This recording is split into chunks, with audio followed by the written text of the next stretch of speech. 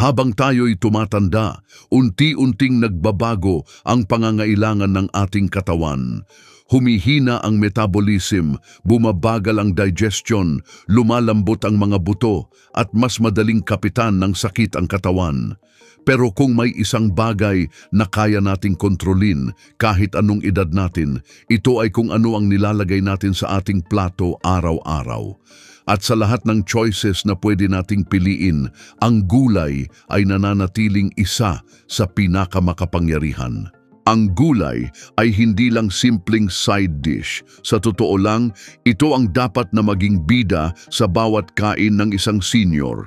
Ang mga kulay na makikita natin sa mga gulay ay hindi lang dekorasyon sa lamesa.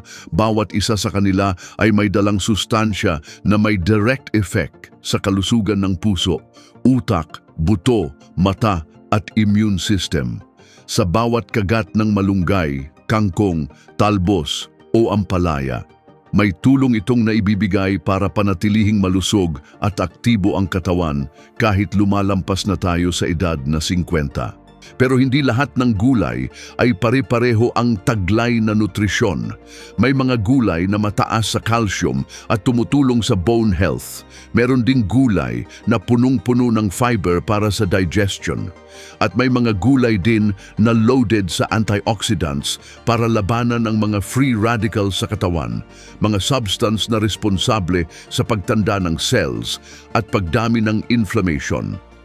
Kaya kung gusto mong ma-maximize ang benefits ng gulay, mahalaga ring piliin kung alin ang mga pinaka-nutritious lalo na para sa mga may edad na. Maraming seniors ang nahihirapang ayusin ang pagkain nila, lalo na kapag may mga iniindang sakit. Yung iba, hirap ngumungguya. Yung iba naman, walang ganang kumain. Yung ilan, nasanay sa mga processed food, kaya't hindi masyadong tumatagal ang gulay sa plato. Pero kung titignan natin ang kalusugan ng mga matatandang mas tumatagal ang buhay, mapapansin mong karamihan sa kanila ay may consistent na diet na puno ng gulay. Hindi ito magic. Isa lang itong simpleng habit na ginawa nilang bahagi ng pang-araw-araw na buhay. Unahin na natin ang mga leafy greens. Isa sa mga pinaka-epektibo at pinakamadaling hanapin sa Pilipinas ay ang malunggay. Hindi mo kailangang bumili sa grocery para makakuha nito. Kahit sa bakuran o sa tabi ng kalsada, may malunggay kang makikita. Pero ang nakakagulat, sobrang yaman nito sa nutrients. Mataas ito sa calcium, iron, potassium, vitamin A at vitamin C. Para sa mga seniors na may problema sa buto, dugo, paningin o immune system, ang malunggay ay parang natural multivitamin na kayang ibalik ang sigla sa katawan. Kapag pinakuluan ito at ginawa mong sabaw, lalong bumibilis ang absorption ng nutrients. Kung isasama mo naman sa tinola o ginisang gulay, hindi lang ito pampalasa, kundi pampalakas ng katawan. Ayon sa pag-aaral, ang malunggay ay may compounds na tumutulong sa blood sugar regulation, kaya't napakaganda rin nito para sa mga seniors na may diabetes o gustong i-manage ang kanilang blood sugar levels. Isa pa sa mga underrated leafy greens ay ang kangkong. Madalas itong tinatawag na poor man's vegetable, pero kung alam mo lang kung gaano ito ka-rich sa nutrients, hindi mo ito babaliwalain. Mayroon itong iron, magnesium, vitamin A at chlorophyll na nakakatulong sa detoxification ng katawan. Para sa mga seniors na may anemia o madalas ang pagod, malaking tulong ang kangkong sa pag-replenish ng iron at oxygen sa dugo. Isa pa, sobrang dali nitong lutuin. Pwede mo itong igisa, gawing salad o ilahok sa sinigang. Hindi rin ito mahal, kaya perfect sa mga seniors na may fixed budget. Ang susunod na gulay ay kadalasang hindi gusto ng maraming tao dahil sa pait. Pero kung health benefits ang pag-uusapan, sobrang taas ng puntos nito. Walang iba kundi ang ampalaya. Kilala ito bilang gulay para sa mga diabetic at totoo naman yon. Ang ampalaya ay may active compound na tinatawag na charantin na nakakatulong sa pag-regulate ng blood sugar. Pero hindi lang ito para sa diabetes. Ang ampalaya ay may antioxidants at anti-inflammatory properties rin na mahalaga para sa mga seniors na may rheuma, arthritis o chronic pain. Hindi mo kailangang kumain ng isang buong ampalaya araw-araw. Kahit kalahati lang, kung regular mong isasama sa diet mo, makikita mo ang improvement sa energy levels mo at sa kondisyon ng balat at mata mo. Kung ikaw ay naghahanap naman ng gulay na makakatulong sa panunaw at sa regular bowel movement, isa sa mga best options ay ang talbos ng kamote. Bukod sa fiber na meron ito, may taglay rin itong lutein na tumutulong sa eye health, isang bagay na kritikal sa pagtanda. Maraming seniors ang unti-unting nabubulag o humihina ang paningin at ang pagkain ng mga gulay na mataas sa lutein ay isang mabisang preventive step. Ang talbos ng kamote ay may anti-inflammatory effect din sa bituka, kaya mainam ito para sa mga may ulcer o mahina ang panunaw. Isama mo rin sa diet ang kalabasa. Isa ito sa mga gulay na tinatanggap ng halos lahat, bata man o matanda. Madaling nguyain, may natural na tamis at hindi mabigat sa tiyan. Pero ang hindi alam ng marami, ang kalabasa ay sobrang yaman sa beta-carotene na tumutulong sa paningin, sa kalusugan ng balat at sa immune system. Para sa mga seniors na gusto ng madali ang energy at suportado ang vitamin A levels sa katawan, ang kalabasa ay dapat araw-araw kasama sa ulam. Pwede mo itong gawing sopas, ihalo sa ginataan o ilahok sa sinigang. Habang tumatanda, hindi lang katawan ang humihina kundi pati na rin ang digestive system. Kaya mainam din na mag-focus sa mga gulay na madaling i-digest at mataas sa soluble fiber. Isa sa mga gulay na nasa ganitong kategorya ay ang sayote.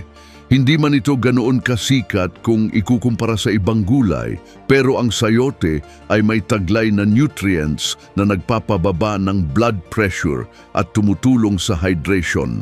Bukod pa roon, ang texture nito ay malambot, kaya perfect sa mga seniors na may problema sa ngipin o hindi na makangguya ng maayos. Kung lulutuin ito ng tama, gaya ng pinakuluan o nilaga, madaling kainin at hindi mahirap sa tiyan. May isa ring gulay na parang palaging present sa kahit anong lutong bahay, ang sitaw. Madalas natin itong makita sa adobong gulay, sinigang o ginisang gulay mix. Pero sa totoo lang, ang sitaw ay mataas sa folate, potassium at manganese.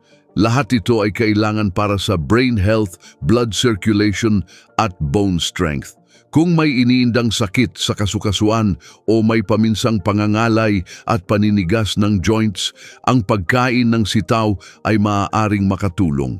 Isa pa, may kakayahan din itong mag-regulate ng blood sugar at mapababa ang bad cholesterol sa katawan.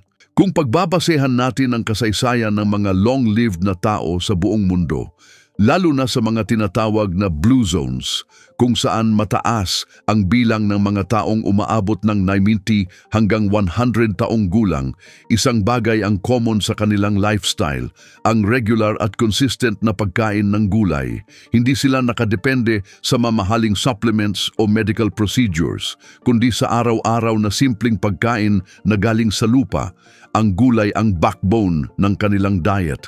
At sa bawat serving ng gulay na kinakain nila, hindi lang nila pinapalakas ang katawan, kundi pinapatagal ang buhay nila ng may kalidad. Maraming seniors ang nagkakaroon ng pananakit ng kasukasuan, paminsang pamamanhid o parang paninigas ng mga kalamnan. At kadalasan, hindi nila agad iniisip na may kinalaman dito ang pagkain.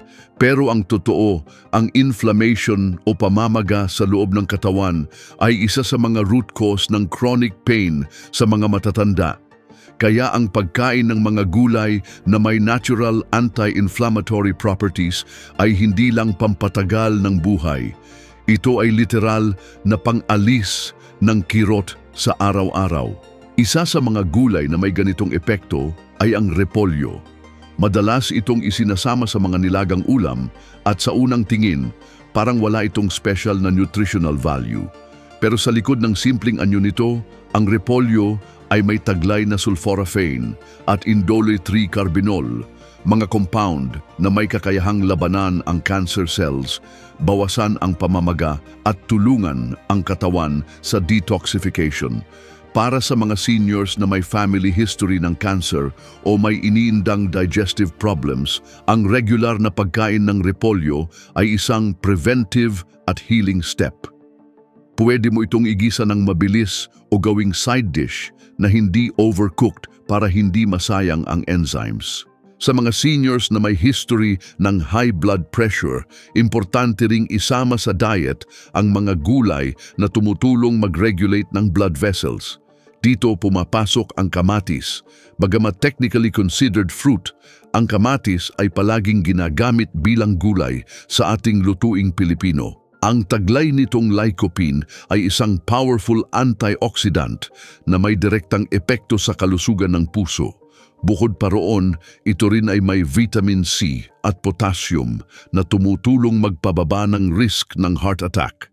Pero may mahalagang paalala, para mas maabsorb ang lycopene sa kamatis, mas mainam itong kainin ng luto, hindi raw. Kaya't ang ginisang kamatis o tomato-based dishes ay hindi lang masarap, kundi mas beneficial din sa katawan. Habang lumalampas tayo sa edad na 60, nagiging mas vulnerable na tayo sa bone loss o osteoporosis. Kaya't mahalaga rin ang gulay na mataas sa calcium at vitamin K. Isa sa mga underrated sources nito ay ang pechay. Ang pechay ay hindi lang mura at madaling hanapin, kundi may taglay din itong bone-building nutrients. Kung isasama ito sa daily ulam, gaya ng sinigang, tinola o simpleng stir-fry, makakatulong ito sa pagpapalakas ng buto. Hindi lang ito para sa mga kababaihan, kundi pati na rin sa mga kalalakihan na madalas hindi aware na lumalambot na ang kanilang buto sa pagtanda. Sa mga taong may madalas na bloating, gas o indigestion, mainam ding subukan ang gulay na tumutulong sa gut motility. Isa sa mga ito ay ang okra. May natural itong slime o mucilage na tumutulong sa paggalaw ng pagkain sa bituka. Para sa mga seniors na constipated o matagal bago makadumi, ang okra ay isang simpleng solusyon. Bukod pa roon, mataas din ito sa soluble fiber at may blood sugar regulating properties. Kaya't kung may maintenance ka sa diabetes, magandang isama ang okra sa hapagkainan araw-araw. Minsan din, akala natin na kapag kulay green ng gulay, pare-pareho na ang benefits. Pero ang katotohanan, bawat green leafy vegetable ay may kanya-kanyang specialty. Kaya't hindi pwedeng puro malunggay lang o puro kangkong lang. Kailangan may rotation o variety para makuha ng katawan ang iba't ibang uri ng phytonutrients. Halimbawa, kung sa isang linggo ay may kangkong at malunggay ka na, subukan mo namang idagdag ang alugbati. Isa itong native na leafy green na mataas sa iron, folate at vitamin A. At ang magandang balita, madali itong itanim, kaya't kung may maliit kang garden, pwede mo itong gawing sariling supply. Habang lumalalim ang pag-unawa natin sa benepisyo ng mga gulay, mas lalo rin nating napapansin ang pagkakamali ng maraming seniors na iniisip na sapat na ang isang klase ng gulay sa isang buong araw. Sa totoo lang, kulang kung isa o dalawang klase lang ang kinakain mo araw-araw. Ang goal ay magkaroon ng iba't ibang kulay ng gulay sa bawat linggo. Kasi ang kulay ay indikasyon ng nutrients. Ang orange gaya ng kalabasa ay may beta-carotene, ang green gaya ng spinach ay may chlorophyll, at ang red gaya ng kamatis ay may lycopene. Kung puro green lang ang kinakain mo, hindi mo nakukuha ang benefits ng ibang phytonutrients na essential din sa body functions. Isa pang bagay na madalas nakakaligtaan ay ang timing ng pagkain ng gulay. Akala ng karamihan okay na kung kakain ka ng gulay isang beses lang sa isang araw. Pero para sa maximum benefit, mas mainam kung isasama ito sa bawat major meal. Kung sa agahan ay mahirap mag-prepare ng lutong gulay, pwedeng magsimula sa malunggay sa sabaw o kamatis sa tinapay. Sa tanghalian, gawing kalahati ng plato ay gulay. Pwedeng ginisang sitaw, boiled okra o tinolang may pechay. Sa hapunan, pwedeng simpleng steamed vegetables na may konting olive oil o calamansi. Hindi kailangang komplikado, ang mahalaga ay consistent. Kahit ang simpleng sinigang, kung lalagyan mo ng mas maraming gulay, gaya ng labanos, kangkong, sitaw at talong, nagiging powerhouse meal na ito. Hindi mo kailangan ng imported greens o exotic superfoods. Ang gulay na available sa palengke kung ihahanda ng tama at kakainin ng regular ay sapat na para ma-boost ang katawan mo araw-araw. Mahalaga ring i-consider ang paraan ng pagluluto. Ang sobrang tagal na paggisa o pagpakulo ng gulay ay nakakasira sa nutrients. Kaya't kung maaari, magluto lang ng sapat para maging malambot pero hindi overcooked. Ang pag-steam, pag-saute gamit ang kaunting mantika o ang mabilis na blanching ay ilan sa mga pinakamagandang paraan para ma-preserve ang sustansya ng gulay habang ginagawang mas masarap at mas madaling kainin. Sa patuloy mong pag-prioritize ng gulay sa araw-araw, hindi mo lang pinapalakas ang katawan mo, pinapalitan mo rin ang mga nakasanayang pagkain na dati walang sustansya. Halimbawa, kung dati ang merienda mo ay biskwit na mataas sa asukal at preservatives, ngayon ay maaari mo nang palitan ng steamed na kamote, boiled na talbos o simpleng gulay na may vinegar dip. Sa ganitong paraan, hindi ka lang nagbabawas ng unhealthy options, kundi unti-unti mong pinapalitan ng mas mabuting alternatibo ang nakasanayan ng katawan mo. Maraming seniors ang may kahinaan pagdating sa panunaw at dahil dito nagiging prone sa constipation, kabag o kabigatan sa tiyan. Isa sa pinaka-practical na solusyon dito ay ang pagdagdag ng high-fiber vegetables sa daily meals. Hindi mo kailangang hintayin na mangailangan ka ng synthetic laxative kung kaya namang ayusin ng gulay ang digestive system mo. Ang fiber ay parang walis sa bituka. Tinutulungan nitong ilabas ang mga toxins, nililinis ang lining ng kolon at sinusuportahan ang good bacteria na kailangan para manatiling malusog ang tiyan. Kapag mas maganda ang galaw ng panunaw, mas maayos din ang absorption ng vitamins and minerals sa katawan. Kaya kung ikaw ay umiinom ng supplements pero palagi ka pa ring mababa sa energy o madaling mapagod, baka hindi mo nakikita ang tunay na ugat ng problema, ang digestive health mo. At dito pumapasok ang tunay na halaga ng gulay. Ito ay hindi lang tagahatid ng nutrients, kundi tagapagsaayos din ng katawan mo para tanggapin at gamitin ng tama ang mga nutrients na ito. Isa pa sa madalas hindi pinapansin ng seniors ay ang epekto ng regular na gulay sa utak. Oo, ang brain health ay hindi lang nakukuha sa crossword puzzle o memory games. Malaki ang papel ng nutrition sa cognitive function.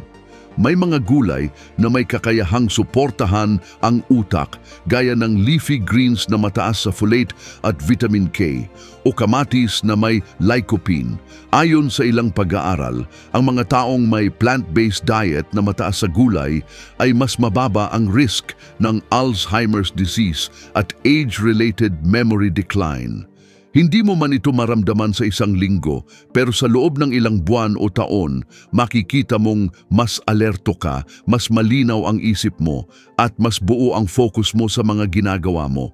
Kung ikaw ay may maintenance sa puso, lalo na sa blood pressure, kailangan mo ring mag-focus sa gulay na may mataas na potassium at magnesium. Ito ang dalawang minerals na responsable sa pag-relax ng blood vessels at pagpapanatili ng tamang tibok ng puso. Kadalasan, iniisip ng tao na kailangan nila ng gamot agad para bumaba ang blood pressure. Pero kung consistent kang kumakain ng gulay na may ganitong nutrients, unti-unti ring nag-a-adjust ang katawan sa mas healthy na rhythm.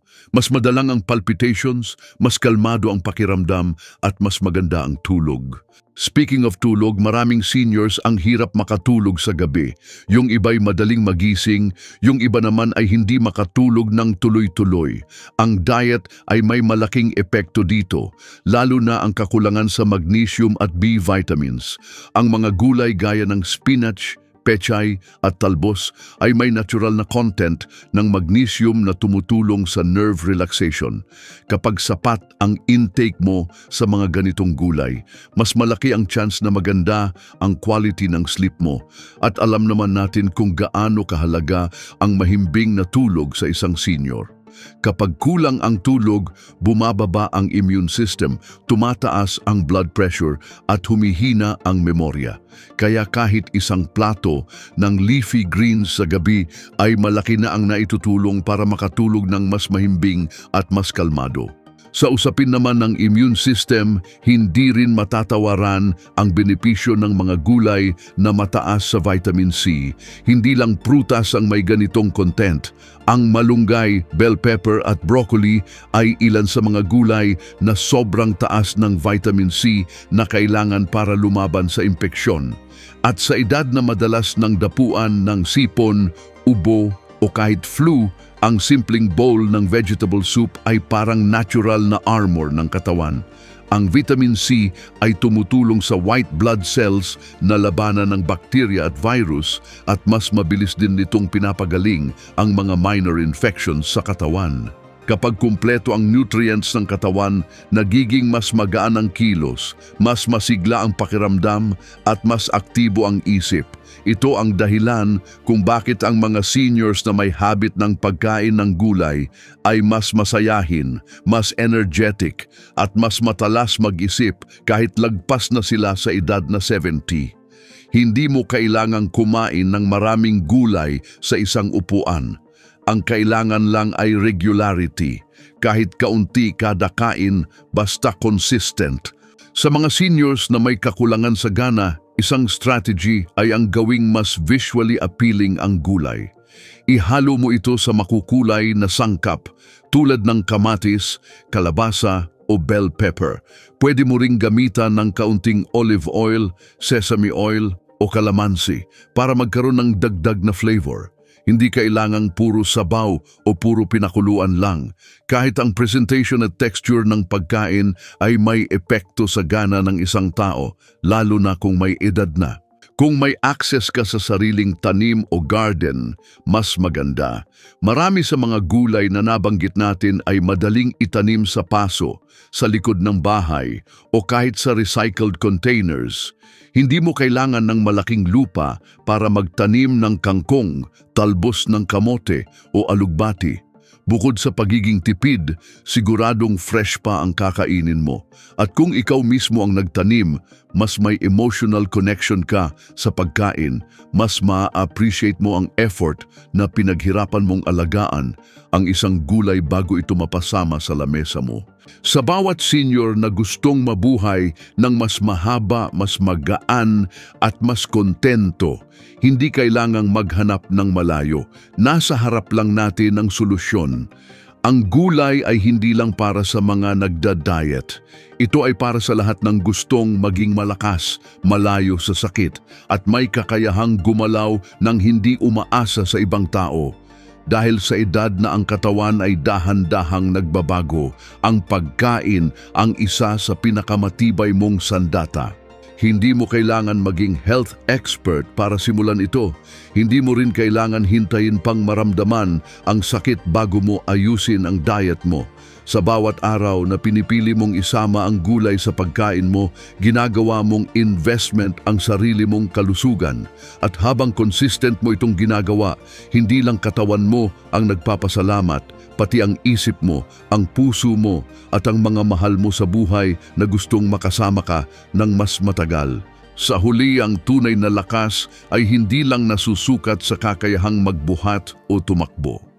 Para sa isang senyor, ang lakas ay ang kakayahang bumangon sa umaga nang walang iniindang sakit, ang pagiging alerto kahit may edad, at ang patuloy na pagiging parte ng pamilya at komunidad na may dignidad at kagalakan. At ang isang napakalaking bahagi ng ganitong klasing buhay ay nagmumula sa simpleng pagkain na inilalagay natin sa ating pinggan. Ang gulay ay hindi lang sangkap sa ulam. Ito ay gamot. Ito ay proteksyon at ito ay puhunan para sa mahabang buhay. Bawat klase ng gulay ay may sariling tungkulin sa katawan. May nagbibigay ng lakas sa buto, may nagpapalakas ng immune system, may nagpapatalas ng isipan, at may nagpapagaan ng panunaw.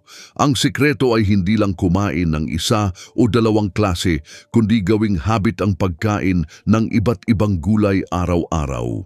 Kapag ginawa mong bahagi ng lifestyle mo ang gulay, hindi mo na kailangang problemahin ang maraming komplikasyon sa katawan. Kahit na may edad ka na, kahit may mga iniinom kang gamot, kahit hindi ka na kasing aktibo tulad ng dati, pwede mo pa ring ibalik ang sigla ng katawan mo sa tulong ng tamang nutrisyon. Hindi instant ang resulta, pero bawat araw na ginagawa mo ito ay hakbang patungo sa mas magaan, mas masaya at mas malusog na pamumuhay. Isipin mo ang simpleng almusal na may tinolang may malunggay, tanghalian na may ginisang kalabasa at sitaw, at hapunan na may pinasingawang pechay o talbos. Wala kang ginastos ng malaki pero binigyan mo ang sarili mo ng nutrisyon na kayang tumulong sa'yo para hindi manghina, hindi basta dapuan ng sakit at hindi mawalan ng gana sa buhay. Ito ang totoong self-care. Ito ang investment na hindi mo kailangan bayaran buwan-buwan. Ito ang klase ng pag-aalaga sa sarili na hindi lang para sa sarili mo kundi para rin sa mga taong umaasa sa'yo. Kung isa kang anak, apo o kamag-anak ng isang senior, ikaw mismo ang pwedeng maging daan para maibalik sa kanila ang kalusugan nila. Sa halip na dalhan sila ng instant noodles o dilatang pagkain, subukan mong magdala ng sariwang gulay. Ikaw ang magluto ng masarap na ulam na may sitaw, talbos at kalabasa. Minsan, hindi lang prutas o vitamins ang kailangan nila. Minsan, kailangan lang nila ng tao na tutulong sa kanilang bumalik sa natural, masustansya at mas buhay na pagkain. Hindi kailanman masyadong huli para magsimula. Kahit anong edad, may kakayahan pa ring ayusin ang katawan basta may tamang disiplina at direksyon. At kung hindi mo alam kung saan magsisimula, simulan mo lang sa isang pinggang gulay bawat araw. Kung hindi ka sanay, unti-untiin mo. Mag-umpisa sa pinakapaborito mong gulay, ihalo mo sa paborito mong ulam. At sa pagdaan ng mga araw, masasanay ka. At pag nasanay ka na, mas hahanapin ito ng katawan mo. Hindi ito tungkol sa pagdidieta, hindi ito tungkol sa pagpapapayat. Ito ay tungkol sa pagbabalik ng kontrol sa sarili mong katawan para hindi mo na kailangang umasa sa gamot, para hindi mo na kailangang matakot tuwing nagpapa-check up ka at para hindi ka mabigla kapag may naramdaman kang bago. Sa pagkain ng gulay araw-araw, binibigyan mo ang katawan mo ng kakayahang protektahan ang sarili nito. Binibigyan mo ang sarili mo ng chance para mabuhay ng mas mahaba, hindi lang basta buhay, kundi buhay na may galaw, may ngiti at may saysay. Tandaan mo, bawat kagat mo ng gulay ay pagpili mo sa kalusugan. Bawat serving na inilalagay mo sa pinggan mo ay hakbang papalayo sa sakit at papalapit sa mas magaan at mas maligaya na pamumuhay. At habang ginagawa mo ito araw-araw, pinapakita mo rin sa iba na hindi hadlang ang edad para maging malusog, para magbago, at para magtagumpay sa kalusugan. Kung nagustuhan mo ang video na to at may natutunan ka, don't forget to like and share para mas marami pa tayong matulungan. Subscribe ka na rin sa aming channel at i-click ang notification bell para lagi kang updated sa mga natural health tips araw-araw. Thanks for watching and we'll see you in the next video.